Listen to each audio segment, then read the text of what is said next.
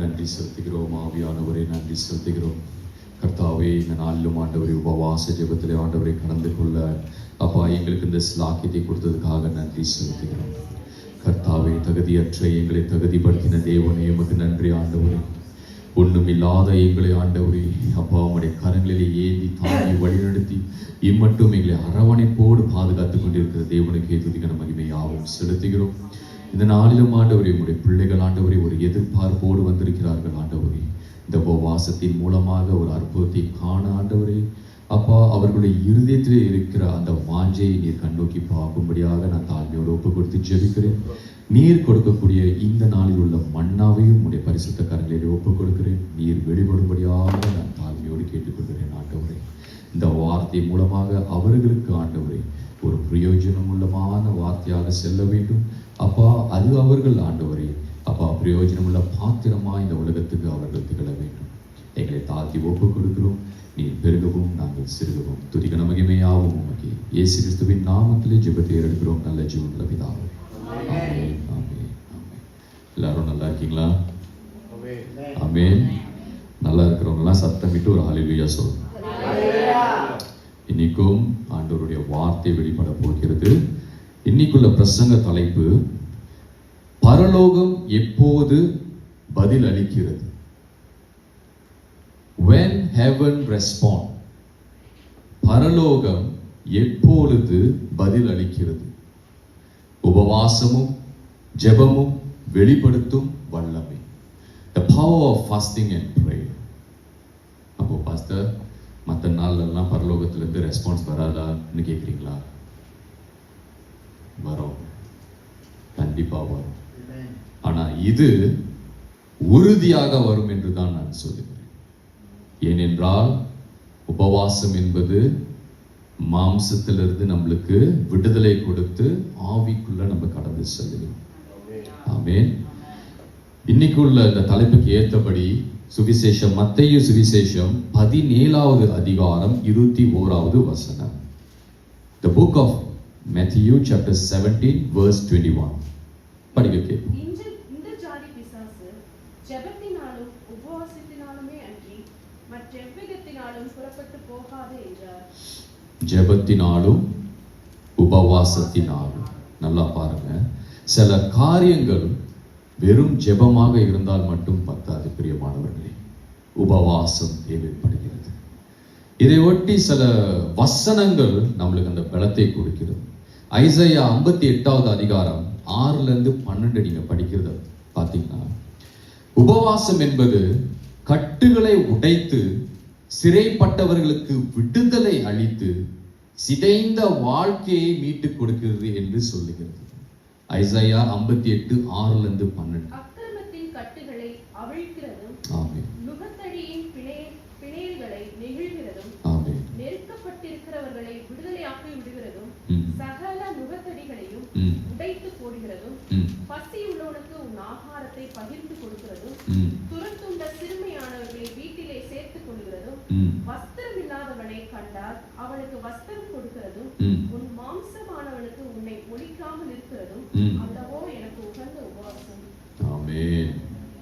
அதே ஒட்டி இன்னும் ஜோவேல் அதிகாரத்துல நீங்க பாத்தீங்கன்னா 2வது அதிகாரத்துல உபவாசத்தின் நோக்கம் உணவை தவிர்ப்பது அல்ல, தேவனிடத்தில் திரும்பி சேர்வதே அதன் உண்மையான அர்த்தமாய் இருக்கிறது.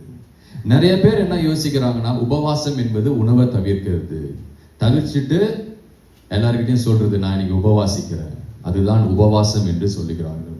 பட் அதனுடைய உண்மையான அர்த்தம் அது அல்ல. தேவனிடத்தில் திரும்பி சேர்வதுதான் உண்மையான உபவாசம். அல்லேலூயா. எஸ்ரா புஸ்தகத்துல 8வது அதிகாரத்துல அவர் அந்த பயணத்தை நோக்கி செல்லுவதற்கு முன்பாகவே அவர் அறிவித்தது, உபவாசம் நம்மை தாழ்த்துகிறது, அதனால்தான் தேவனின் கரம் அவர்களை தொட்டது. அந்த இடத்துல அவர் தன்னை தாழ்த்தினது. அந்த பிரயாணத்துக்கு முன்பாக உபவாசிப்போம், அதுக்கப்புறம் கடந்து செல்லுவோம். அங்க ஒரு தாழ்மை இருந்தனால தான் தேவனுடைய கரம் அங்கு இருந்தது. தானியேலை நல்லா யோசிச்சு பாருங்க. தானியேல் 10வது அதிகாரத்துல உபவாசம் கண்ணுக்கு தெரியாத போரில் பரலோகத்தின் வெற்றியை வெளிப்படுத்துகிறது. சில சூழ்நிலையில கண்ணுக்கு தெரியாத எதிரிகள் மத்தியில நம்ம கடந்து சென்று கொண்டிருக்கிறோம். அதை எப்படி முறியடிப்பது? உபவாசத்தின் மூலமாக. இறுதியாக அப்போஸ்தலர் நடபடியில நீங்க பாத்தீங்கன்னா 13வது அதிகாரத்துல உபவாசம் நமது ஆவிக்குரிய செவியை கூர்மையாக்குகிறது, தேவனுடைய வழிநடத்துதலையும் அழைப்பையும் தெளிவாக பெறும் நிலைக்கு நம்மை நிறுத்துகிறது. சில நேரத்துல சொல்லுகிற வார்த்தை நம்ம செவிகளிலே போய் சேருவதற்கு உபவாசம் தேவைப்படுகிறது. பிரியமானவர்களே, எல்லோரும் சொல்லுகிறோம், அட்வைஸ் பண்றோம், இந்த மாதிரி செய்யாதீங்க, இது சரியில்லை, ஆண்டவருக்கு பிடிக்காத காரியமா இருக்கு, போய் சேராது. ஏன்னா ஆவிக்குரிய கூர்மை அங்க இல்லை. அதே உபவாசத்தோடு இன்னைக்கு நான் இவங்க கிட்ட பேச போறேன், இன்னைக்கு நான் வெளிப்படுத்துகிற இந்த வார்த்தை மூலமாக கர்த்தாவே அவர்களோடு நீங்க பேசுங்கன்னு சொல்லும் பொழுது அங்கு அற்புதத்தை நீங்கள் காண்பீர்கள். ஆமென். அல்லேலூயா. புரியுதா? இருதயத்துல ஏறுதா? சந்தோஷமா இருங்க, இன்னைக்கு ஒரு அற்புதத்தோடு செல்லுவீங்க. ஆமென். நிறைய விசுவாசிகள் என்ன கேட்பாங்க, பாஸ்டர் எதுக்கு நான் உபவாசிக்கிறேன்? நான் உபவாசிக்கிறனால கர்த்தர் என் ஜெபத்தை கேட்பாரா? உபவாசத்தோட நோக்கம் என்ன? உபவாசிக்கும் பொழுது அற்புதத்தை நான் காண்பேனா? இந்த மாதிரி சில கேள்விகள் நிறைய இருக்கிறது. அவங்களுக்குள்ளேயே இது விசுவாசிகள் கேட்டா கூட பரவாயில்ல, விசுவாசிகளுக்குள்ளேயே சில போராட்டம். உபவாசம் என்பது தேவனை மாற்றுவதற்கு அல்ல பிரியமானவர்களே, உபவாசம் என்பது நம்மளை மாற்றுவதற்கு. ஆமென். தேவன் மனமுள்ளவராய் இருக்கிறார். அவரு is willing, he already willing to do something in your life. அவரு பவர்ஃபுல்லா இருக்கிறார், சர்வ வல்லமை உள்ள தேவனாய் இருக்கிறார். உங்களுடைய கேள்விக்கு பதில் அளிப்பதற்கு அவர் ஆயத்தமாய் இருக்கிறார். பிரச்சனை என்ன தெரியுமா? பிரச்சனை பெரும்பாலும் தேவனுடைய கரத்தில் அல்ல, அது நமது ஆவிக்குரிய நிலையில் இருக்கிறது. சில நேரத்துல ஆவிக்குரிய இதுல நம்ம இருக்கிறோம், இன்னைக்கு ஆண்டவர் கண்டிப்பா ஒரு அற்புதத்தை செய்வார். இந்த பக்கம் திரும்பும் போது ஆவி குறைஞ்சு இருக்கிறனால இது நடக்குமா? ஒரு பக்கம் கன்ஃபர்மேஷன், ஒரு பக்கம் கன்ஃபியூஷன். புரியுதா உங்களுக்கு? இந்த பக்கம் சபைக்கு வரும் பொழுது பாஸ்டர் ப்ரே பண்ணும்போது கன்ஃபார்ம் இந்த அற்புதத்தை நான் பெற்றுக்கொள்வேன். இங்கிருந்து வெளியே போன அப்புறம் கொஸ்டின் மார்க், இது நடக்குமா? இதுதான் பெரும்பாலும் நம்ம வாழ்க்கையில நடந்து கொண்டு இருக்கிறது. உபவாசம் என்பது உணவுக்கான பசி அல்ல, அது தேவனுக்காக நம்ம தேடுகிற தாகமும் பசியுமாகும். அதுதான் நான் முதல்ல சொன்னேன், நம்மளை தாழ்த்தும் பொழுதுதான் உபவாசம் பலம் அடைகிறது. அல்லேலூயா. உபவாசம் என்பது தேவன் செயல்படுவதற்கான ஒரு இடத்தை நம்ம உருவாக்குகிறோம். அது வரைக்கும் நம்ம ஜெபம் பண்றோம், போறோம், வரோம். ஆனா உபவாசம் பண்றதே தனிப்பட்ட ஒரு இடத்துல அவரு நம்மளுடைய காரியத்துல அவர் செயல்படணுங்கிற அந்த ஒரு நோக்கத்தோடு நம்ம செல்லுகிறோம். மாம்சத்தின் ஆசைகள் அடக்கப்பட வேண்டும். சாதாரணமா நின்று ஜெபம் பண்ணும்போது அடக்க முடியாது. ஏன் நான் சொல்றேன்னா, நல்லா கொஞ்சம் சிந்திச்சு பாருங்க பிரியமானவர்களே. ஜெபிக்கும் பொழுது நம்மளுடைய பலத்துல நம்ம பண்றோம். நம்மளுக்கு ஞானம் இருக்கு எப்படி ஜெபிக்கணும்னு. கர்த்தர் ஞானம் கொடுத்திருக்காரு, வேதத்திலிருந்து வசனத்தை எடுத்து ஜெபிப்பதற்கு. அல்லேலூயா. அது மாம்சத்துல ஓடுது. ஆனா பரிசுத்த ஆவியின் குரல் தெளிவாக கேட்கப்படுவதற்கு உபவாசம் ரொம்ப முக்கியம். உங்களை நீங்க தாழ்த்தும் பொழுதுதான் அந்த குரலை நீங்க கேட்பீங்க. கொஞ்சம் யோசிச்சு பாருங்க, இது நம்ம அன்றாட வாழ்க்கையிலே உள்ளது. ஒருத்தவங்க பேசும் பொழுது மற்றவங்க காது கொடுத்து கேட்கணும். அவங்களும் பேச இவங்களும் பேச, அப்ப யார் கேட்கறது? உண்மையா இல்லையா? ஜெபிக்கிறோம், ஜெபத்தோடு நம்ம கடந்து சென்று கொண்டு இருக்கிறோம் ஆண்டவரோடு. அப்ப அவர் பேசுறத நம்ம இப்ப கேட்கிறது. நல்லா சிந்திச்சு பாருங்க. ஆவியின் ஜீவியத்துல நான் பேசுறேன். நிறைய நேரத்துல நம்ம ஜெபிக்கிறோம், ஆண்டவரே, அன்பின் ஆண்டவரே, எனக்கு இது வேணும் ஐயா. ஜெபிச்சு ஜெபிச்சு ஜெபிச்சு ஜெபிச்சு முடிச்சிடறோம். அப்ப அவர் சொல்றது எப்ப நம்ம காதுக்குள்ள போய் சேர போகுது? எப்ப சேரும்? கொஞ்சம் சிந்திச்சு பாருங்க. வேதாகமத்துல பழைய ஏற்பாடுல இருந்து நீங்க பாத்தீங்கன்னா பெரிய பெரிய முன்னேற்றங்கள் எல்லாமே உபவாசத்தின் மூலமாகவும், ஜெபத்தின் மூலமாகவும், மனம் திரும்புதல் மூலமாகவும், இறுதியாக முழுமையா உங்களை நீங்க ஒப்பு கொடுக்கும் பொழுதுதான் பல அற்புதத்தை நீங்கள் காண்பீர்கள். ஹல்லேலூயா. சத்தமிட்டு ஒரு ஹல்லேலூயா சொன்னா கர்த்தர் சந்தோஷப்படுவாரு. இப்படியே சோர்ந்து உட்கார்ந்து இருந்தா எப்படி அற்புதம் நடக்கும்? அதுதான் மனிதர்கள். முதல் பாயிண்ட், உபவாசம் பட்டினி கிடைப்பது அல்ல, அது தேவனுக்காக தன்னை அர்ப்பணிப்பது. Fasting is not starvation, it's consecration. உங்களை நீங்க அர்ப்பணிக்கிறது. எத்தனை பேர் ஆண்டவர்கிட்ட அர்ப்பணிக்கிறீங்க? சொல்லுங்க, கை தூக்கி சொல்லுங்க. ஆண்டவரே, நான் என்ன உங்ககிட்ட அர்ப்பணிக்கிறேன் சொல்லுங்க. ஏன்னா நீங்க சொல்லும் பொழுது அது நடக்கும். உங்க வாயில நீங்க அறிக்கை செய்யும் பொழுதுதான் அற்புதத்தை காண்பீர்கள். பிரியமானவர்களே, பாஸ்டர் இங்க இருந்து 1000 சொல்லலாம், உங்களுக்குள்ள நீங்க சொல்ல வேண்டும். The positiveness starts from you. I am just a person to transform it to you. அவ்வளவுதான். ஆமென். ஐசாயா 58:5-6 நல்ல அந்த வசனத்தை பாருங்க. ஐசாயா 58:5-6. மனுஷன் தன் ஆத்துமாவை ஒடுக்குகிறதும் தலைவணங்கி நாணலைப் போல ரெட்டிலும் சாம்பலையும் படுத்துக் கொள்கிறதும் எனக்கு பிரியமான உபவாச நாளாய் இருக்குமோ? இதையா உபவாசம் என்று கர்த்தருக்கு பிரியமான நாள் என்றும் சொல்லுவாய். அக்கிரமத்தின் கட்டுகளை அவிழ்க்கிறதும் முகத்தடியின் பிணையல்களை நெகிழ்கிறதும் நெருக்கப்பட்டிருக்கிறவர்களை விடுதலையாக்கி விடுகிறதும் சகல முகத்தடிகளையும் உடைத்து போடுகிறதும் பசியுள்ளவனுக்கு உன் ஆகாரத்தை பகிர்ந்து கொடுக்கிறதும் புறத்துண்ட சிறுமையானவர்களை வீட்டில் சேர்த்துக் கொள்கிறதும் வஸ்திரம் இல்லாதவனை கண்டால் அவனுக்கு வஸ்திரம் கொடுக்கிறதும் உன் மாம்சமானவனுக்கு உன்னை ஒழிக்காமல் இருக்கிறதும் அல்லவோ எனக்கு உகந்த உபவாசம். நல்லா பாருங்க, அந்த 5வது வசனத்துல கடைசி பாகத்துல இதையே உபவாசம் என்றும் கர்த்தருக்கு பிரியமான நாள் என்றும் சொல்லுவாய். வசனங்களா அப்படியே படிச்சுக்கிட்டே போலாம், ஆனா அதுல இருக்கிற அந்த கண்டென்ட், அந்த வார்த்தை, அதுதான் தேவன் உங்களோடும் என்னோடும் பேசுவது. எபிரேயர் மொழியில ஃபாஸ்டிங் என்கிற வார்த்தைக்கு தெசோம் என்று அர்த்தம். தெசோம் அந்த வார்த்தைக்கு அர்த்தம் என்ன என்றால் சுய மறப்பு.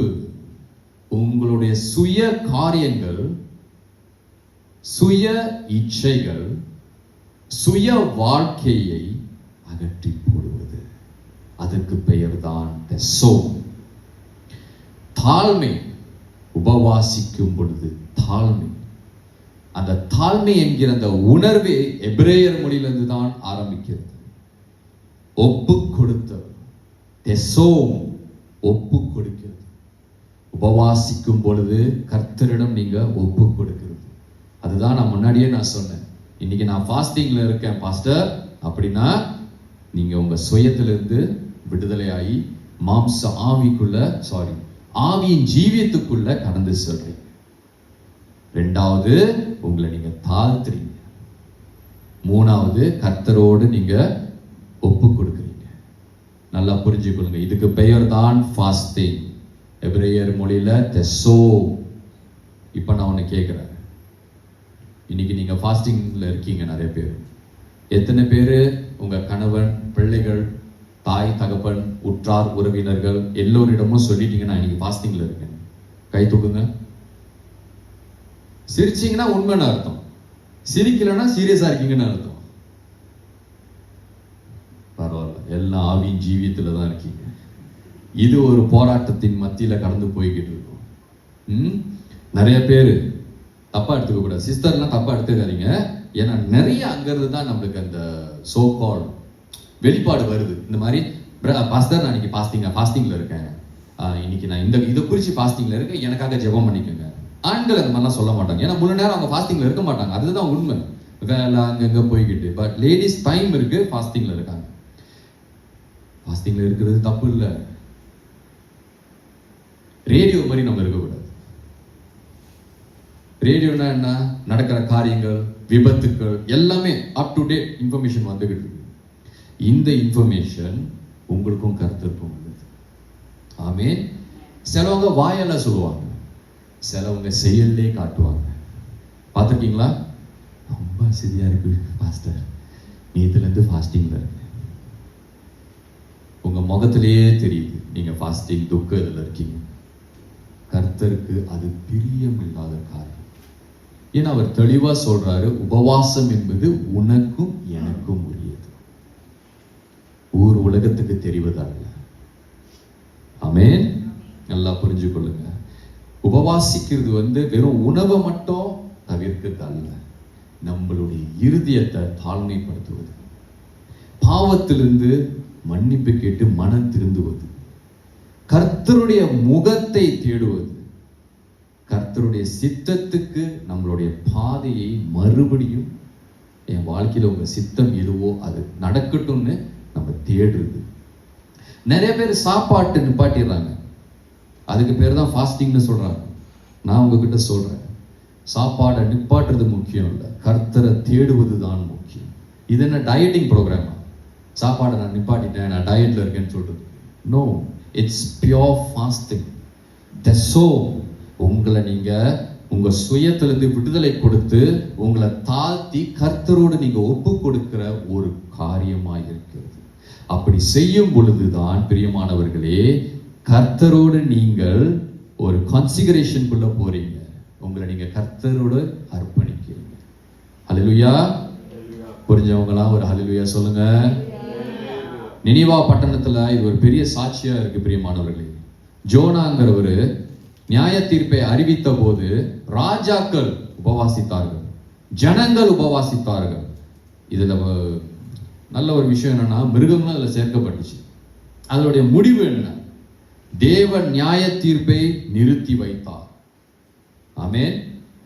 அற்புதம் செயல்பாட்டுல மட்டும் இல்ல, அவருடைய தயவு, அவருடைய இரக்கத்துல கூட நடக்கும் பிரியமானவர்களே. ஆமென். கர்த்தர் சூழ்நிலையை மாற்றுவதற்கு முன்பாக உங்கள் இருதயத்தை அவரை மாற்ற விரும்புகிறார். இந்நாளிலும் நீங்க கர்த்தரோடு ஒரு அர்ப்பணிப்பு, அவரோடு நான் நெருங்கணுங்கிற அந்த ஒரு உணர்வை உங்கள் இருதயத்திலே அவர் வைப்பார். ஸோ இன்னைக்கு மட்டும் இல்லை, என்னைக்குமே நீங்க ஃபாஸ்டிங் பண்ணும்போது நல்லா யோசிச்சுக்கோங்க, இன்னைக்கு நான் கர்த்தரோடு இணைப்பட வேண்டும், அந்த அர்ப்பணிப்பு அவரோடு நான் இணைக்கப்பட வேண்டும். ஆமென். இரண்டாவது காரியம், உபவாசமும் ஜெபமும் முன்னேற்றத்தின் இரண்டு இறக்கைகளாய் இருக்கிறது. Fasting and prayer are two wings of breakthrough. மத்தேயு 17:27-21 முதல்ல படிச்சீங்க. அதுல ரொம்ப தெளிவா சொல்லுது, சில காரியங்கள் உபவாசத்தினாலும் ஜெபத்தினாலும் மட்டும் சாத்தியமாகும். ஜெபம் நம்மை தேவனோடு இணைக்கிறது. எத்தனை பேர் ஆமீன் சொல்ல முடியும்? நம்ம ஜெபிக்கும் பொழுது தேவனோடு ஒரு இணக்கம் உண்டாகிறது. உபவாசம் நம்மளை தேவனுடைய நோக்கத்தை இணைக்கிறது, அவருடைய நோக்கத்தை நம்மளுக்கு வெளிப்படுத்துகிறது. ஆமென். கண்டிப்பா நான் சொல்றேன், prayer without fasting is powerful. எத்தனை பேர் ஆமீன் சொல்ல முடியும்? உபவாசம் இல்லாம ஜெபிக்கிறதுல வல்லமை இருக்கு, கண்டிப்பா இருக்கு. ஆனா இரண்டுமே சேரும் பொழுது ஆவிக்குரிய உணர்வு இருக்கிறது. சில பாஸ்டர்ஸ் இல்ல சில லீடர்ஸ், சில பிஷப்ஸ் ப்ரே பண்றதை நீங்க பார்த்திருக்கீங்களா? அப்படியே கண்ணு அசந்துரும். ஜெபிச்சுக்கிட்டே இங்க ப்ரே வசனம் சொல்லிக்கிட்டே இருப்பாங்க, திடீர்னு ஒரு அற்புதம் எழும்பும், அங்க பின்னாடி இருந்து உருண்டு முன்னாடி வருவாங்க. தேவனுடைய அபிஷேகம், வல்லமைகள், ஆராய்ந்து முடியாத பெரிய காரியங்களை செய்வதற்கு அவர் ஆயத்தமாக இருக்கிறார். இயேசுவானவர் சொன்ன ஒரு காரியம் இதே வசனத்துல, சில காரியங்கள் உபவாசித்தால் ஜெபம் பண்ணினால்தான் வெளிப்படும். அது ரொம்ப ஒரு முக்கியமான காரியமா இருக்கு. இப்போ உங்க வாழ்க்கையில ஒரு வேலை விஷயமா இருக்கட்டும், குடும்ப காரியமா இருக்கட்டும், நீங்க ஜெபிச்சுக்கிட்டே வரீங்க, பாஸ்டர் ஆனா சரி வரல, இந்த காரியங்கள் இன்னும் எனக்கு தடையாவே இருக்கிறது, நான் என்ன செய்ய வேண்டும்? நானும் உலகத்துல இருக்க எல்லா பாஸ்டர்கிட்டையும் போய் கை வச்சு ஜெபிச்சுட்டேன், ஆனா எதுவுமே நடக்கல. என்ன பண்ணுவீங்க? ஒன்னும் இயேசுவானவர் நல்லா சிந்திச்சு கொள்ளுங்க. மத்தேயு 17:21 வசனத்தை உங்க இருதயத்துல வச்சுக்கோங்க. சில காரியங்கள் உபவாசத்தினாலும் ஜெபத்தினாலும் மட்டும்தான் விடுதலை பெறும். தானியேல் ஒரு பெரிய உதாரணங்க. 21 நாள் அவர் ஜெபிச்சார், ஆனா அவருடைய காரியங்கள் முதல் நாளிலே பரலோகத்துக்கு சென்று விட்டது. The first day itself அவருடைய பிரேயருக்கு ஆன்சர் கிடைச்சது. But the manifestation delayed. அந்த காரியங்கள் நடக்குவதற்கு தாமதமாகிவிட்டது. எதினால்? பெர்சியா என்கிற ஒரு தீய சக்தி எதிர்த்து நின்றதால் பதிலின் வெளிப்பாடு தாமதமானது. இந்த பெர்சியாங்கிறது கண்ணுக்கு தெரியாத ஒரு அசுத்தை கிரியை. சில நேரங்களில் நம்ம ஜெபத்தை தடை பண்றதே இந்த காரியங்கள் தான். அதனால தான் நம்மளுக்கு உபவாசம் ரொம்ப முக்கியம். இதை வெட்டி போடுவதற்கு. ஆமென். ஏன் பைபிள்ல சொல்றாங்க 2-3 பேர் ஒன்றுபட்டு ஜெபிக்கும் பொழுது அங்க அற்புதங்கள் நடக்கும்? அதே ஃபார்முலா தான். வெறும் ஜெபத்துல மட்டும் இல்ல, உபவாசத்தையும் உள்ள கொண்டு வரும்போது இப்படிப்பட்ட தீய காரியங்கள், நம்மளுடைய ஜெபத்தை தடை பண்ற காரியங்கள், நம்ம ஜெபத்துக்கு பரலோகத்திலிருந்து வர அந்த பதிலை தடை பண்ற காரியங்களை விடுதலை பண்ணிவிடும். ஆமென். உபவாசம் என்பது தேவனை பிரியப்படுத்துவதற்கு அல்ல பிரியமானவர்களே. தானியேல் உபவாசித்தார். எதுக்கு? அவருக்கு இந்த அற்புதம் நடக்க வேண்டும். வெறும் ஜெபத்துல மட்டும் அவர் நிலைத்து நிற்காம உபவாசித்த பிறகுதான் அந்த பிரேக் த்ரூ, அந்த விடுதலை அவர் வாழ்க்கையிலே அந்த காரியத்தை குறித்து நடந்தது. ஆமென். ஜெபம் எல்லா காரியங்கள் உங்கள் கோரிக்கைகளை வெளிப்படுத்தும். ஆனா உபவாசம் என்பது ஆவிக்குரிய காரியங்களை உங்கள் வாழ்க்கையிலே செயல்படுத்தும். இது இரண்டுமே சேரும் பொழுது தெய்வீக அனுகிரகம் உங்கள் வாழ்க்கையிலே நடக்கும். அல்லேலூயா. ரொம்ப பிப்ளிக்கலா போயிட்டுனா என்ன பண்ண சகோதரர்களே, சகோதரிகளே, மாம்சத்தை பத்தி பேசும் பொழுது சிரிப்பு வரும், ஆவியை பத்தி பேசும் பொழுது தூக்கம் வரும். அதுதான் இயற்கை. அதுக்காக பேசாம இருக்க முடியாதுல்ல. என்னுடைய 3வது காரியமே அதுதான். உபவாசம் மாம்சத்தின் வல்லமையை உடைக்கிறது. Fasting breaks the power of the flesh. எத்தனை பேர் நம்புறீங்க? கலாத்தியர் 5:17 படிக்க கேட்போம். Galatians chapter 5 verse 17. Hallelujah. நீங்கள் ஒருவரை ஒருவர் கடித்து பட்சித்தீர்களானால் மாம்சம் ஆவிக்கு விரோதமாகவும் ஆவி மாம்சத்துக்கு விரோதமாகவும் இச்சிக்கிறது. ஆமென். நீங்கள் செய்ய வேண்டும் என்கிறதை செய்யாதபடிக்கு இவைகள் ஒன்றுக்கொன்று விரோதமாய் இருக்கிறது. ஆவியினால் நடத்தப்படுகிறனால் நீங்கள் நியாய பிரமாணத்துக்கு கீழ்ப்பட்டவர்களாய் இருக்கிறது. மாம்சத்தின் கிரிகள் வெளியரங்கமாய் இருக்கின்றன. அவையாவன விபச்சாரம், வேசித்தனம், அசுத்தம், காமவிகாரம், விக்கிரகாராதனை, பில்லிசூனிய பகைகள், விரோதங்கள், வைராக்கியங்கள், கோபங்கள், சண்டைகள், பிரிவினைகள், மார்க்க பேதங்கள், பொறாமைகள், கொலைகள், வெறிகள், களியாட்டங்கள் முதலானவைகளே. இப்படிப்பட்டவர்களை செய்கிறவர்கள் தேவனுடைய ராஜ்யத்தில் சுதந்திரிப்பது என்று முன்னே நான் சொன்னது போல இப்பொழுது உங்களுக்கு சொல்கிறேன்.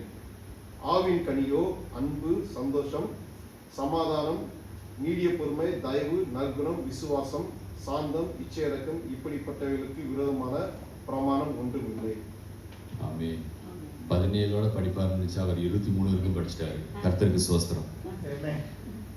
இதுல ஒரு காரியம் இருக்குங்க. இத்தனை காரியங்கள் நீங்க பண்ணக்கூடாதுன்னு சொன்னாங்கல்ல, அதுல எல்லாமே மாம்சத்தின் காரியமாக இருக்கிறது. நல்லா கவனிங்க. இந்த உலகத்துல நம்மளுடைய பெரிய எதிரி என்ன தெரியுமா? சொல்லுங்க. One of the greatest enemy of revival is not Satan. இந்த உலகத்துல ஒரு பெரிய எதிரி எழுப்புதலுக்கு நீங்க பாத்தீங்கன்னா அது சாத்தான் கிடையாது. நம்ம தான் சொல்லிக்கிறோம், சாத்தான் கெடுத்துட்டான் என் வாழ்க்கைய, சாத்தான் இப்படி பூந்துட்டான். It's uncontrolled flesh. அடக்க முடியாத மாம்ச இச்சை, மாம்ச காரியங்கள், மாம்ச சிந்தை, இறுதியா மாம்சமான வாய். என்ன கேட்டீங்கன்னா சாத்தான் வேற எங்கேயும் இல்லை, நம்ம நாவல தான் இருக்கான். பேசுகிற வார்த்தை. இந்த நேரத்தில் ஒரு ஆமீன் சொல்லணுங்க. முக்கியமான வார்த்தை பேசுங்க, தவிர்க்கக்கூடிய வார்த்தைகளை விட்டுடுங்க. மாம்சத்துல எப்பயுமே ஒரு ஒரு ஒரு கம்ஃபர்ட் இருக்கணும், ஒரு சொகுசு இருக்கணும், இல்ல ஒரு ஒரு பெருமை இருக்கணும், இல்ல என்னால எல்லாமே முடியும், இல்ல உலக காரியங்கள், இதையே தான் குறிச்சுக்கிட்டு இருக்கோம், மாம்ச காரியங்கள்.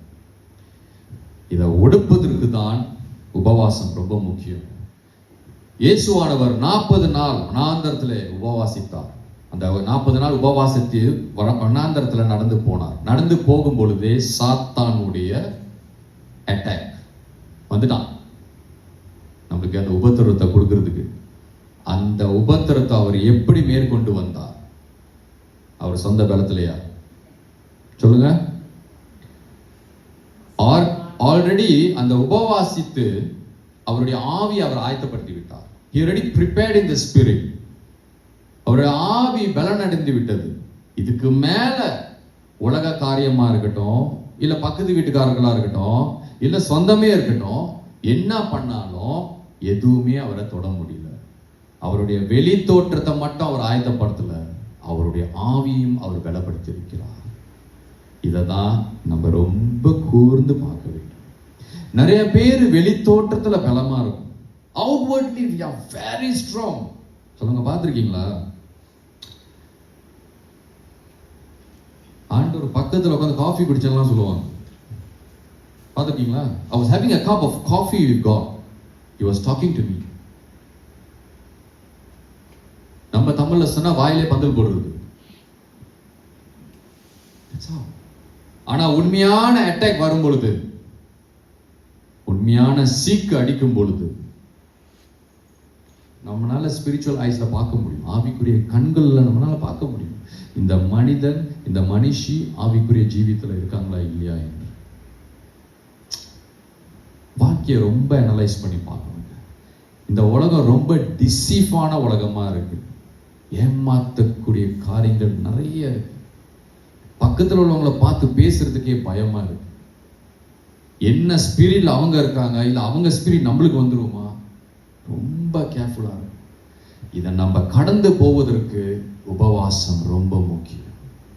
You need to prepare your spirit before your flesh move on the earthly life. உங்களுடைய ஆவிக்குரிய காரியங்கள் ப்ரிப்பேரா இருக்கணும். அப்பதான் இப்படிப்பட்ட உலக காரியத்தை கடந்து போவதற்கு கர்த்தர் உங்களுக்கு பலத்தை கொடுப்பார். முதல்ல ஒரு காரியம் சொன்ன எஸ்ரா, அவரு ஆபத்தான ஒரு journey, it's a dangerous journey. அதை கடந்து போவதற்கு முன்பாக அவரை ஆண்டவருக்கு ஒப்பு கொடுத்தார். ஆண்டவரே, நான் இந்த காரியத்தை நோக்கி போறேன், ஆனா நீங்க என் கூட இருங்க. He prepared himself spiritually. அவருடைய ஆவியின் காரியத்தில் அவர் பலனாய் இருந்தபடியால் அந்த ஆபத்தான வழியை கூட அவர் கடந்து போக முடிஞ்சது. நல்லா புரிஞ்சுக்கங்க, மாம்சம் நம்மளுக்கு இறங்கும் பொழுது ஞானம் அதிகரிக்கும். ஞானம்னா என்ன சொல்லுங்க? ஞானம்னா என்ன? பகுத்தறிவுனா என்ன? யாராவது ஒரு ஆள் சொல்லுங்களேன் பார்ப்போம். என் மூஞ்சில் ஏதாவது பதில் இருக்கு? ஞானம்னா என்னங்க? அது எனக்கு தெரியும். ஞானம்னா விஸ்டம்னு எனக்கு தெரியும். ஞானம்னா என்ன? பயம். நல்ல ஒரு இது. ஞானம் என்பது பயம். அவருடைய வெளிப்படுத்தலுக்காக நம்ம காத்துக்கொண்டு இருக்கிறது. அவர் வார்த்தையை கேட்டு அதன்படி செய்வது ஞானம். பகுத்தறிவுனா நான் இங்கிலீஷ் கிளாஸ் நடத்திக்கிட்டு இருக்கேன். ஆஃப்கோர்ஸ் பகுத்தறிவுனா டிசர்ன்மெண்ட், வகையா இருப்பதற்கு சரியான காரியம். ஞானம் கர்த்தருடைய வார்த்தையை கேட்டு அதன்படி நம்ம செய்வது. டிசர்ன்மெண்ட் என்பது எது சரி தவறு நல்லா புரிஞ்சுக்கணும். A lot of people confuse, எல்லாத்தையும் போட்டு குழப்புறது. ஜெபம் பண்ண ஆரம்பிச்சா போதும், ஆண்டவர் எனக்கு ஞானமும் வேணும், எனக்கு பகுத்தறிவும் வேணும், அதுலயும் போட்டு கண்டதையும் போட்டு பேசி கட் யோர் கன்வர்சேஷன். ஞானம், ஆண்டவரே நான் எதை பேசணும் எனக்கு கத்துத்தாங்க. டிசர்ன்மெண்ட், கர்த்தாவே நான் எப்படி பேச வேண்டும் எனக்கு கத்துத்தாங்க. அதுதான். First teach me what to do. Second, how should I do? இதை புரிஞ்சிட்டாலே ஆண்டவர் உங்க கூட இருக்கிறார். ஆவிக்குள்ள நீங்க கடந்து போவீங்க உங்க வாழ்க்கை. ரொம்ப சிம்பிளான டீச்சிங் தாங்க. ஆனா நிறைய பேருக்கு அது அவங்களே ஒரு டீச்சிங் உலகத்துல வாழ்றாங்க. பாயிண்ட் 4, இறுதி பாயிண்ட். உபவாசம் கீழ்ப்படிதலை உருவாக்கும் போது அற்புதங்கள் நிகழ்கின்றன.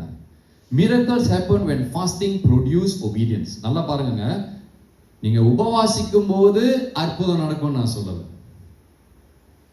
நீங்க உபவாசிக்கும் பொழுது கீழ்ப்படிதல் வேண்டும்.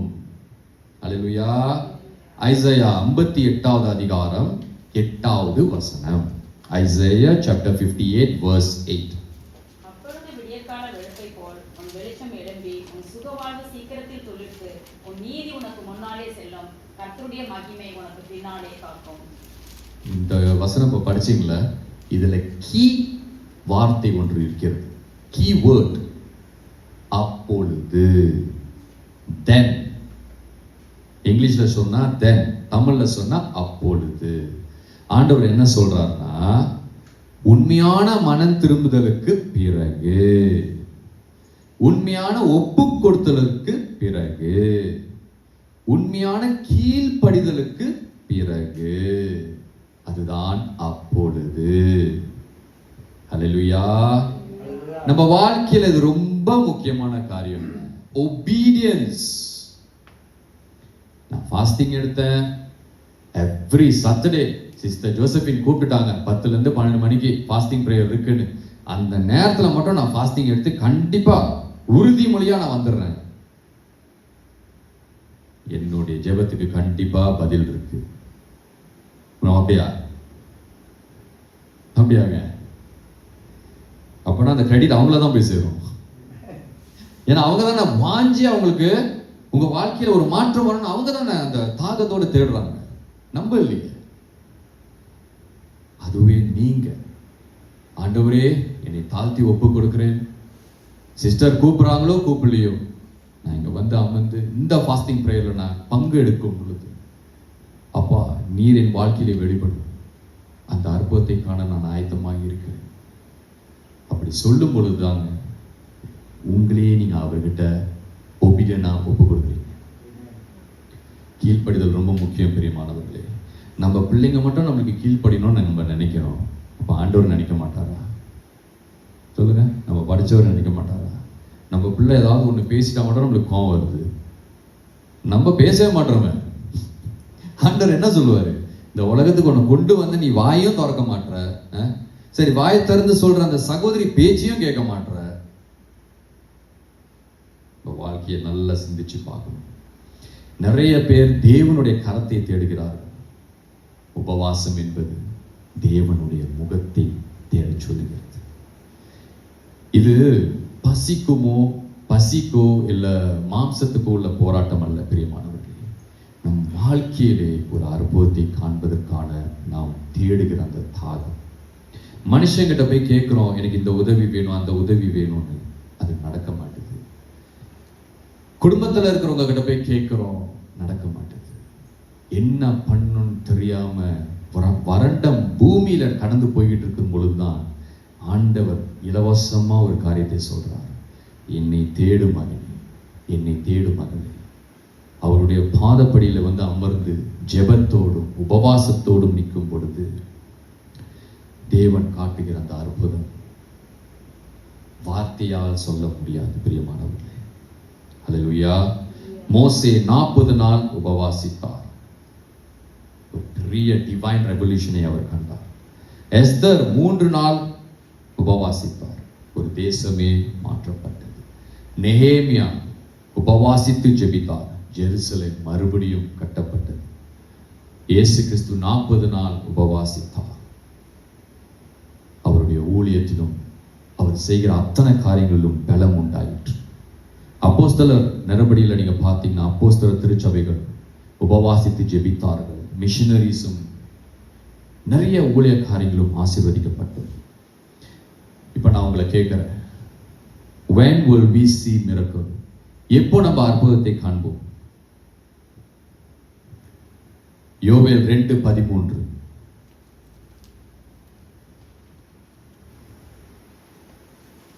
யோவேல் 2வது அதிகாரம் 13வது வசனம். ஜோவேல், உங்கள் வஸ்திரங்களை அல்ல உங்கள் இருதயங்களை கிழித்து உங்கள் தேவனாகிய கர்த்தரிடத்தில் திரும்புங்கள். அவர் இரக்கமும் மன உருக்கமும் நீடிய சாந்தமும் மிகுந்த கிருபையும் உள்ளவர். அவர் தீங்குக்கு மனஸ்தாபப்படுகிறவருமா இருக்கிறார். ஆமென். உங்கள் இருதயங்களை கிழித்து, உங்க இருதயத்தை கிழிச்சு அவர்கிட்ட போங்க பிரியமானவர்களே. நம்ம இருதயத்துல முக்காவாசி நான் சொல்றேன், ஆல் அவர் லவ் ஒன்ஸ், நம்ம யாரை நேசிக்கிறோமோ அவங்கள எல்லாத்தையும் இங்க உள்ள வச்சிருக்கோம். ஒரு மெமரி கார்டில் ஒரு அளவுக்கு தான் ஸ்டோரேஜ் இருக்கும். ஸ்டோரேஜ் அதிகமாயிட்டுன்னு வச்சுக்கோங்களேன், மற்ற விஷயங்களை உள்ள ஸ்டோர் பண்ண முடியாது. நம்மளுக்கு ஆண்டவரும் வேணும், நம்ம லவ் ஒன்ஸும் வேணும்னு நம்ம நினைக்கிறோம். அது தப்பு இல்லை, அது நம்மளுடைய சொந்த விஷயம். ஆனால் நான் ஒன்று சொல்கிறேன், ஆண்டவரை வைங்க, அப்புறம் நம்ம லவ் ஒன்ஸை வைங்க. ஏன் நான் சொல்கிறேன்னா, ஸ்டோரேஜ் முடிஞ்சாலும் அந்த லவ் ஒன்ஸ் அவங்களோடையும் முடிஞ்சிடும். ஆனால் வாழ்க்கையில் ஆண்டவர் அந்த இடத்துல எப்பயுமே இருக்கும். உங்கள் இருதயத்தை நீங்கள் கிளிங்க பிரியமானவர்களே. போதும், மனுஷனை நம்பினது போதும், இந்த உலக காரியத்தை நம்பினது போதும். ஆண்டவரை மட்டும் கண்ணோக்கி பாருங்க. அப்போதான் உங்களுக்குள்ளே ஒரு வித்தியாசமான ஒரு உணர்வை, ஒரு அற்புதத்தை நீங்க பெறுவீங்க. பிரேயர் பஸ்திஸ்தனா இருக்கும். ஒன்று மட்டும் புரிஞ்சுக்கோங்க, இன்னைக்கு நம்ம ஜெபிக்கிறோம், நாளைக்கு டயர்டா இருக்குது, நாளை கழிச்சு ஜெபிக்கிறோம், மறுநாள் டயர்டா இருக்கு. ஆண்டவர் நினைச்சாருன்னா, அவர் கண்ணு மூடினார்னா உலகமே அழிஞ்சு போயிடும். நம்ம எல்லாரும் நினைக்கிறோம் 24/7 வேலை செய்யறது யாருன்னா தேவனாகிய ஆண்டவர் தான். நம்மளை தூங்கும் பொழுதும் பாதுகாக்கிறார், நம்ம முடித்திருக்கும் பொழுதும் பாதுகாக்கிறார், இந்த பூமியை தாங்கி கொண்டிருக்கிறார். ஆமென். ஜெபம் ரொம்ப முக்கியம், அது தொடர்ந்து போகணும். விசுவாசம் ரொம்ப முக்கியம். இன்னைக்கு நான் உபவாசித்து நான் ஜெபிச்சுட்டு இங்க இருந்து நான் கிளம்புற இந்த காரியங்கள் என் வாழ்க்கையில கண்டிப்பா நடக்குங்கிற அந்த விசுவாசம் இருக்கும். இங்க வந்து உட்காந்துட்டு பார்த்துக்கலாம், நம்புறேன், நடக்கும். நீங்க மனுஷங்கிட்ட சொல்றது முக்கியம் இல்லைங்க, ஆண்டவர்கிட்ட நீங்க ஒப்பு கொடுக்குறது தான். ஆண்டவர் உங்கள் இருதயத்தை தான் பார்க்கிறார். என் மக என்ன நினைக்கிறான், இது நடக்கும்னு அவ விசுவாசிக்கிறான். ஏன்னா என் மேல அவ விசுவாசம் வைக்கிறான். கண்டிப்பா அவளுக்கு அந்த அற்புதத்தை பண்ணும். அந்த அற்புதத்தை தடை பண்றதுக்குன்னு சில காரியங்கள் இருக்கு. அது நம்ம வீட்டுக்குள்ளே இருக்கலாம். அதை நீங்க ஜெபத்தால, உபவாசத்தால தான் முறியடிச்சு போக முடியும். நல்லா புரிஞ்சுக்கணும். சபைக்கு வரோம், அற்புதம் நடக்குங்கிறது நல்ல ஒரு விஷயம், அது உங்க விசுவாசம். அற்புதம் இன்னைக்கு நீங்க அழுது ஜெபிக்கிறீங்க, ஆல்ரெடி பரலோகத்துல உங்களுக்கு பதில் வந்துட்டு, ஆனா அந்த பதில் வந்து உங்களை சேருவதற்கு சில காரியங்கள் தடை பண்ணி கொண்டிருக்கிறது. அதை மட்டும் நீங்க நல்லா புரிஞ்சுக்கணும். அதை உடைப்பதற்கு தான் உபவாசமும் ஜெபம். ஆமென். ஆண்டவருடைய டைம்னு ஒண்ணு இருக்கு. லாசரு மரித்து எத்தனாவது நாள்ல உயிர் தெளிந்தார்?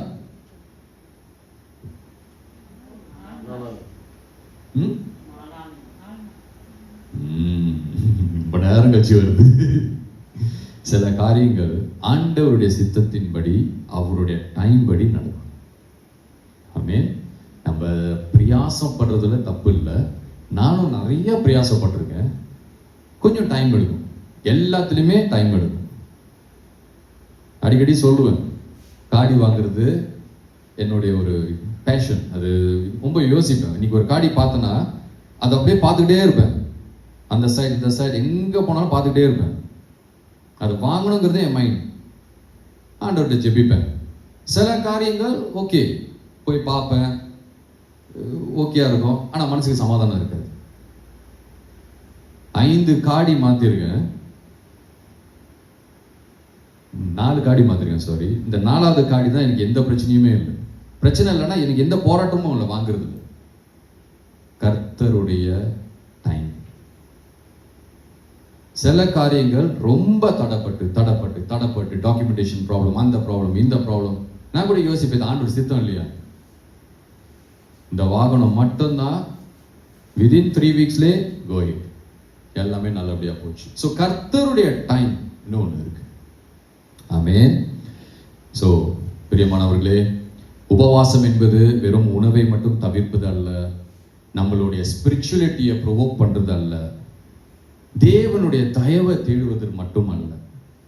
அது முக்கியமா சொல்லணும்னா கர்த்தரோடு நம்ம இணைகிற ஒரு காரியமாய் இருக்கிறது. நம்ம அவரை தாகத்தோடு தேடுகிற அந்த டெஸ்பரேஷன். ஒரு குழந்தை வந்து தாயை தேடும் பார்த்தீங்களா, மான்னு சொல்லி, அந்த மாதிரிதான் நம்ம தேவனை தேடுகிற அந்த டெஸ்பரேஷன். இங்க நிறைய பேர் வெளியே சிரிக்கலாம், உள்ள பாரத்தோடு இருக்கலாம். நிறைய பேர் சுகத்துக்காக காத்து கொண்டு இருக்கலாம், நம்மளுக்கு தெரியாது. நிறைய பேர் பிள்ளைகளுக்காக ஜெபிக்கலாம். நிறைய பேர் வாழ்க்கையில ஒரு ரெஸ்டோரேஷன், ஒரு மாற்றம் வரணும்னு நினைக்கலாம். நிறைய பேர் ஜெபிச்சோம், ஜெபத்துக்கு பதில் இல்லைன்னு சொல்லி உள்ளுக்குள்ளே அழுந்து கொண்டு இருக்கலாம். ஒண்ணு மட்டும் புரிஞ்சுக்கோங்க, தானியேலை உங்க முகத்துக்கு முன்பாக கொண்டு வாங்க. தானியேலோட முகத்தை நம்ம யாரும் பார்த்தது கிடையாது. ஆனா அந்த பைபிள் சட், அந்த பைபிள், அந்த புஸ்தகம், தானியேல் புஸ்தகம், அந்த தானியேல்கிற அந்த மனிதனுடைய அந்த ஒரு குண அதிசயங்களை உங்க முகத்துக்கு நேரா கொண்டு வாங்க. முதல் நாளே அவர் ஜெபம் கேட்கப்பட்டு அவர் மனசு தளராம அவர் இன்னமும் அந்த அற்புதம் நடக்கணும்னு சொல்லி விடாமுயற்சியோடு அவர் இருந்த அந்த ஒரு கேரக்டரை உங்களுக்குள்ள நீங்க தரிச்சு கொள்ளுங்க. சில நேரத்துல டிலே வரும், ஆனா அதுக்குன்னு பதில் வராதுன்னு இல்லை.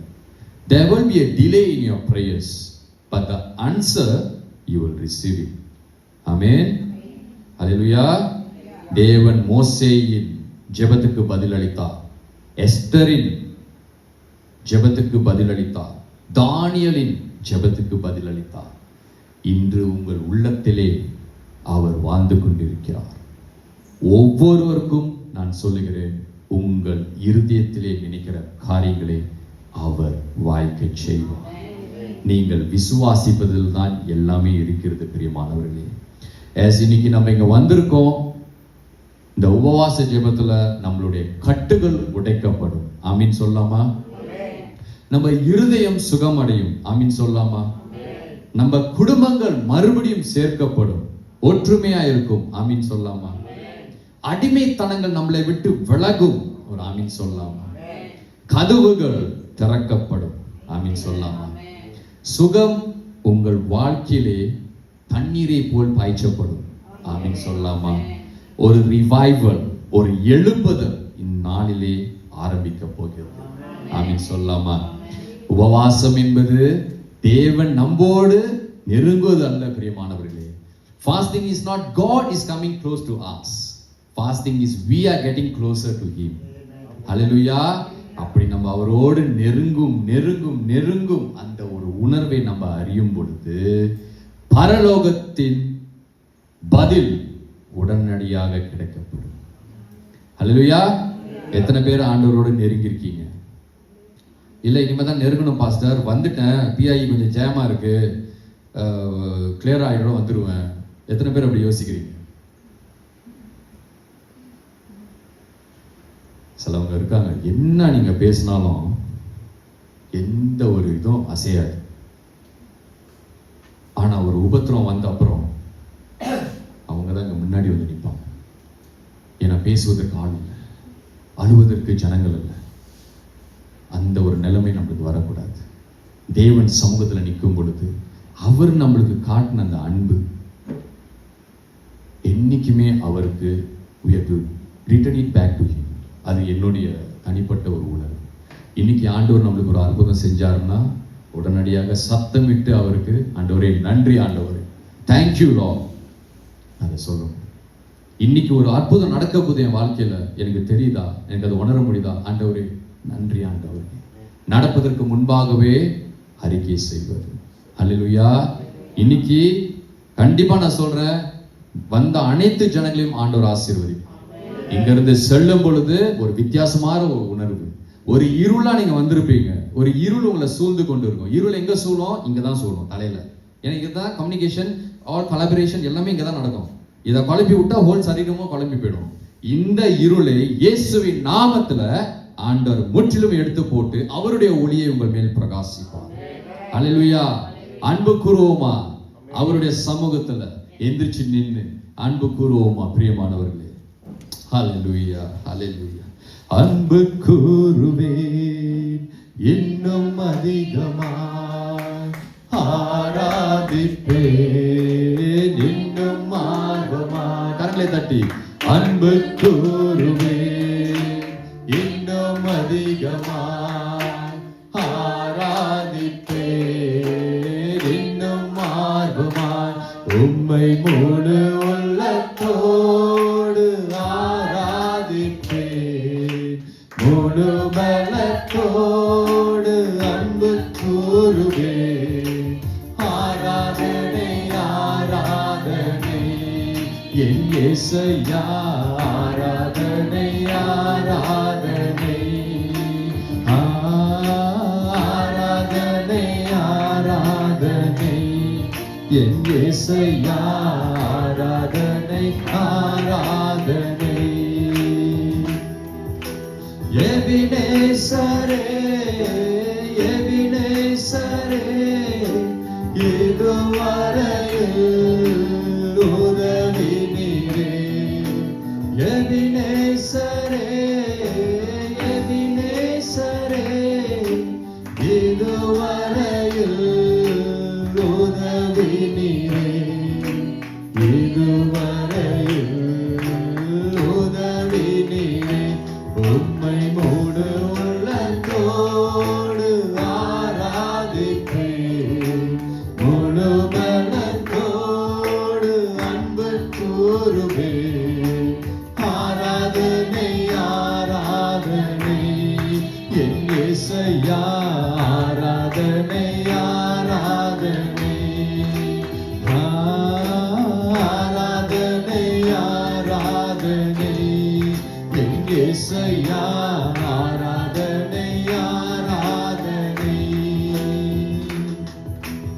எல்ரோயி எல்ரோயி என்னை கண்டீரே நன்றி ஐயா எல்ரோயி எல்ரோயி என்னை கண்டீரே நன்றி ஐயா என்னை கண்டீரே நன்றி ஐயா உம்மை முழு உள்ளத்தோடு ஆராதிப்பேன் முழு பலத்தோடு அன்பு கூறுவேன் ஆராதனை ஆராதனை என் இயேசையா ஆராதனை ஆராதனை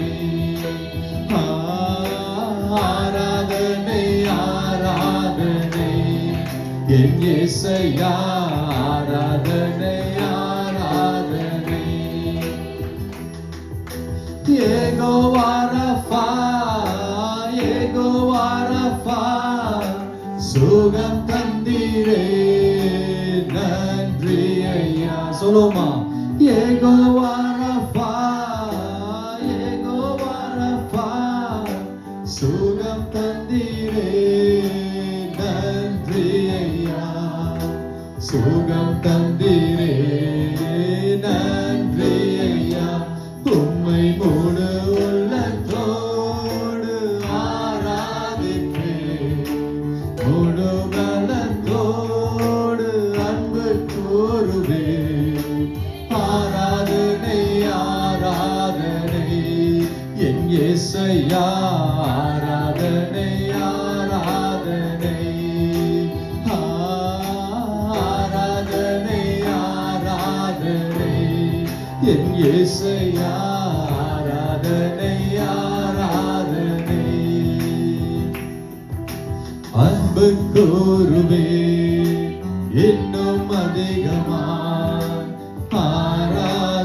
ஆராதிப்பேன் இன்னும் ஆர்வமாய் அன்பு கூறுவே இன்னும் அதிகமாய் ஆராதிப்பேன் இன்னும் ஆர்வமாய் உம்மை மூடு உள்ளத்தோடு ஆராதிப்பேன் முழு பலத்தோடு அன்பு கூறுவேன் ஆராதனை ஆராதனை என் இயேசையா ஆராதனை ஆராதனை ஆராதனை ஆராதனை என் இயேசையா ஆராதனை ஆராதனை ஆராதனை ஆராதனை என் இயேசையா ஆராதனை ஆராதனை ஆராதனை ஆமாண்டவரே, இந்த நாளிலும் ஆண்டவரே இந்த உபவாச ஜெபத்திலே கலந்து கொண்ட ஒவ்வொரு சகோதரர் சகோதரிகளையும் உம்முடைய பரிசுத்த கரங்களிலே ஒப்புக் கொடுக்கிறேன் ஆண்டவரே. அப்பா, அவர்களையும் அவர் குடும்பத்தாரையும் நீர் ஆசீர்வதியும். ஒரு எதிர்பார்ப்போடு வந்திருக்கிற அந்த உள்ளத்தை நீர் ஆராய்ந்து அறிந்தருளும் ஆண்டவரே. கர்த்தாவே, வெறுமையாய் இங்கிருந்து யாரும் செல்ல போவதல்ல, உம்முடைய ஒரு எழுப்புதல் அவர்கள் உள்ளத்திலே எழும்பட்டும் ஆண்டவரே. கர்த்தாவே, இம்மட்டும் காத்து வழிநடத்தின தேவனே, அப்பா, அவர்களுடைய ஜெபம் மட்டுமல்ல, இந்த உபவாசத்தையும் கண்டு அன்று தானியேலுக்கு செய்த அதே அற்புதத்தை இந்த நாளிலும் ஆண்டவரே இங்கு வந்திருக்கிற ஒவ்வொருவர் மேலும் இந்த ஆசீர்வாதத்தை பொழிந்தருளும்படியாக நான் ஜெபிக்கிறேன் ஆண்டவரே. கர்த்தாவே, உம்முடைய பிள்ளைகளை கண்ணோக்கி பாரும். சரீரத்திலே ஆண்டவரே பலவீனமாய் இருந்தால் புதிய பலத்தை தாரும். சிந்தையிலே சோர்ந்து போயிருந்தால் ஒரு புதிய பலத்தை தாரும். அப்பா, அவர்களுடைய உள்ளம் ஆண்டவரை நொறுங்கொண்டு இருந்தால் அந்த உள்ளத்துக்கு நீர் பலனாய் இருந்தருளும் ஆண்டவரே. யாரும் இல்லை என்ற அந்த உணர்வு அவர்களுக்கு இருந்தால் நீர் இருக்கிறீர் என்பதை அவர்களுக்கு வெளிப்படுத்தும் ஆண்டவரே. கர்த்தாவே, வலது புறமும் இடது புறமும் சாயாமல் உம்மையே நோக்கி பார்க்க ஆண்டவரே அவர்களை பலப்படுத்தும், அவர்களை தடப்படுத்தும். அந்த எதிர்பார்ப்பை ஆண்டவரை பூர்த்தி செய்யும். தீர்க்க தரிசனமாய் நான் ஜெபிக்கிற இந்த ஜெபம் ஆண்டவரே ஒரு பொழுதும் வெறுமையாய் சொல்லாதபடி ஒவ்வொரு ஆத்துமாவையும் தொட்டு பலப்படுத்தும்படியாக நான் ஜெபிக்கிறேன் ஆண்டவரே. ஹல்லேலூயா, ஹல்லேலூயா, ஹல்லேலூயா. உம்மை முழு உள்ளத்தோடு ஆராதிப்பேன், முழு பலத்தோடு அன்பு கூறுவேன்.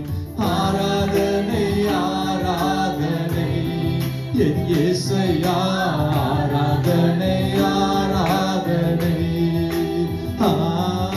ஆராதனை ஆராதனை என் இயேசையா ஆராதனை ஆராதனை. நன்றி ஆண்டவரே, நன்றி ஆண்டவரே. இந்த தருணத்துக்காக நன்றி சொல்லி ஜெபிக்கிறோம். கர்த்தாவே, எங்களை தாழ்த்தி ஒப்பு கொடுக்கிறோம். நீர் பெருகவும் நாங்கள் சிறுகவும். துதி கன மகிமையாவும் உமக்கு இயேசு கிறிஸ்துவின் நாமத்திலே ஜெபத்தை கேளும் நல்ல ஜீவனுள்ள பிதாவே. ஆமென், ஆமென். என் ஆத்துமாவே கர்த்தரே ஸ்தோத்திரி, என் முழுமே பரிசுத்த நாமத்தை ஸ்தோத்திரி. என் ஆத்துமாவே கர்த்தரே ஸ்தோத்திரி, கர்த்தர் செய்த சகல உபகாரங்களையும் ஒருபொழுதும் மறவாதே. ஆமென், ஆமென், ஆமென். ஹல்லேலூயா, ஹல்லேலூயா, ஹல்லேலூயா. ஆசீர்வாதத்தோடு செல்லுங்க. தேங்க்யூ.